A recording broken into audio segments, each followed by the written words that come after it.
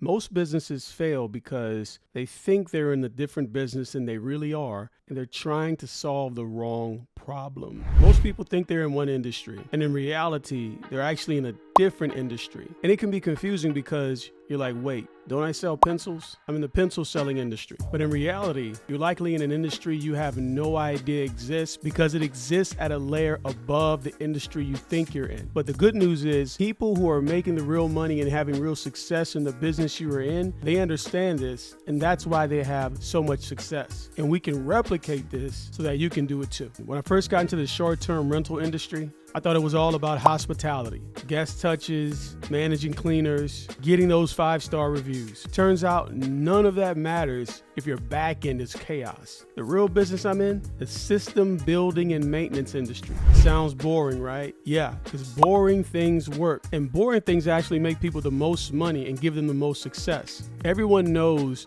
one of the famous quotes from the late martial arts expert Bruce Lee, where he says, "I'm not afraid of the man who practices many kicks, but I am afraid of the man who practices one kick over and over." Now that's gotta be some boring practices to do one kick, but when you become a master at that kick, it seems like no one can stop it. It's just a different mentality. It's the mentality of, I don't do it until I get it right. I do it until I can't get it wrong. And what I mean by system building and maintenance, it means that I'm building these systems and maintaining them. And they help run my business so I can scale and not lose my mind. And the truth of the matter is, real money in business comes from scale. I learned this from my first Airbnb property. It was great. Found a great deal, was making a killing. And then, due to unforeseen circumstances, I lost that deal and the cash flow that went with it. And what that taught me is that you can't put all your eggs in one basket. Can't put everything into one deal, because if you do and you lose it, you have to start from scratch. That's why planning to scale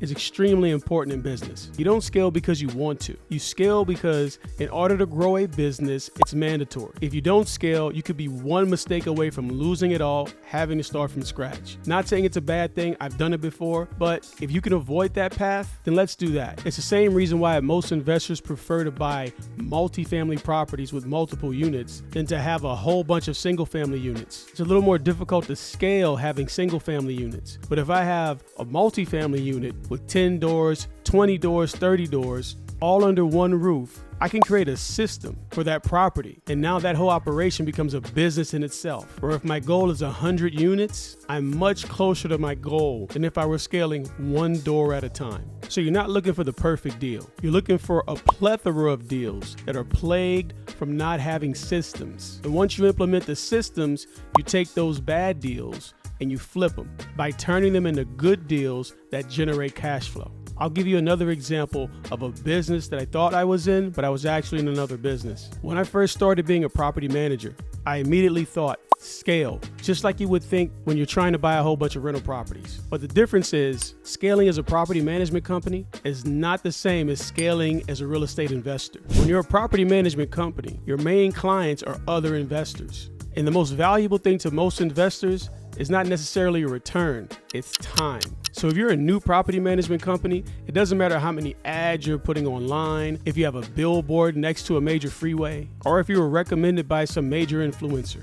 The easiest way to get a large portfolio having investor to become your client is to get a recommendation from someone that they know personally or have done business with in the past. So you would think my systems would need to be top tier. Well, the thing is, my systems do need to be top tier if I want to keep this client. But to initially get the client, I need to know someone that they know. So now I'm segueing into a completely different business, which is the networking business. I know we all have to network for our businesses, but this is different. If you're in the networking business, it means that you need to find strategic ways to get around the people who are going to take your business to the next level. So you have to get around people who know portfolio owners. You have to get around property owners. You have to get around lenders. You have to get around HVAC companies, plumbing companies. You have to get around the people who serve the clients that you're looking for. So while you are in the business of systems and processes, you also need to be in the business of networking and become a master at that. Because let me tell you,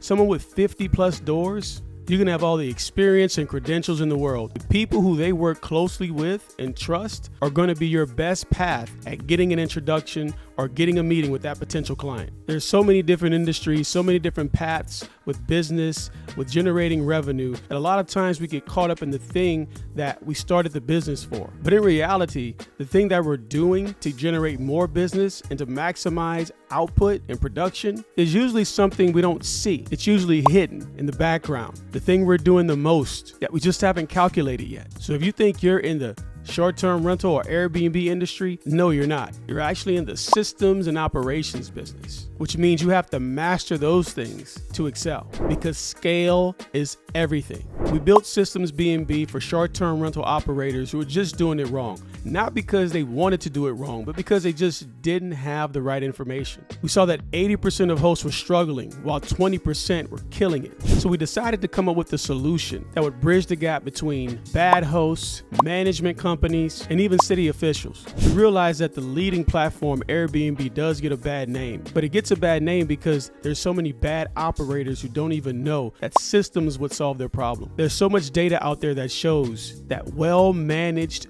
Airbnbs have almost none of the problems that the Airbnbs managed by hosts who are hustling, winging it, just trying to get a quick buck and not doing it the right way. So if your revenue's down, you're getting burned out, or your business is coming to a halt, you can't grow anymore, we invite you to get into the 20% of hosts who are the top performers in the short-term rental industry. There's no need to purchase anything right now. Get the free playbook below so you can take a step towards where you want to be. There's no reason to wait. It's free. And if you stay to the end of this video, it's exactly what you need right now. Trust me. So just to wrap up, thanks for watching the video. Make sure you confirm which business you're in so you can maximize your productivity without getting burned out. This is Dame Anubre, better known as Real Estate Dame. And as always, if we can will together, we can build together. See you in the next video.